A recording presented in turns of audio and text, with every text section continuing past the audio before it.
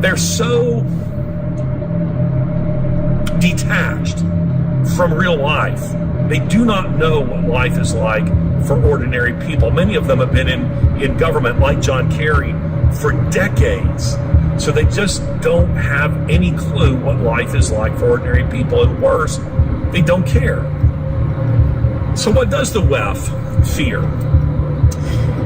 I definitely come away from the World Economic Forum feeling like there are two things that they fear with a kind of mortal danger.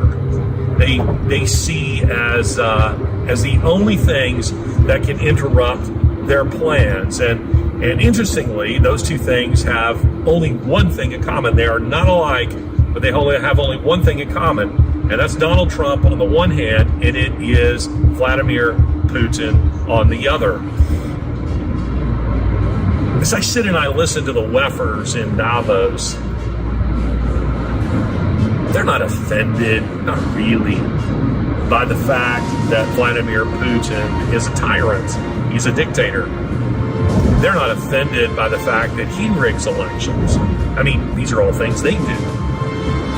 They're not offended by any of that at all. They're offended by the fact that he is not on board with the globalist agenda, and that is why they are prepared to fight him to the very last Ukrainian. That's what they're prepared to do.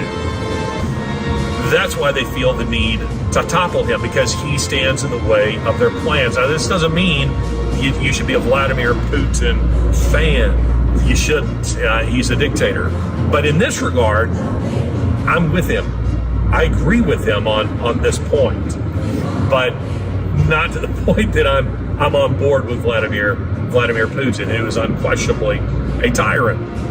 But what's fascinating about Putin is that he recognizes in all these WEFers their corruption because it's who he is. I mean, it's a thief recognizing another thief. It's a criminal recognizing another criminal. And they recognize it in him too.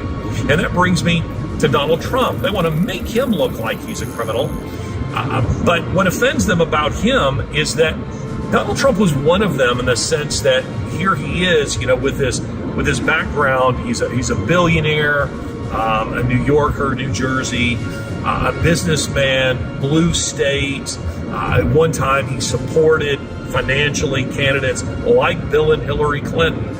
Not particularly pro-life, in my opinion, although his policies are by far the most pro-life policies of any president in modern history. No, none of that stuff offends them about him. Not his sex life. They'll say that it is. But that's not what offends them either. What offends them about him is that he is not on board with the globalist agenda, and therefore both Donald Trump and Vladimir Putin, they fear them both, and they feel the need to destroy them both.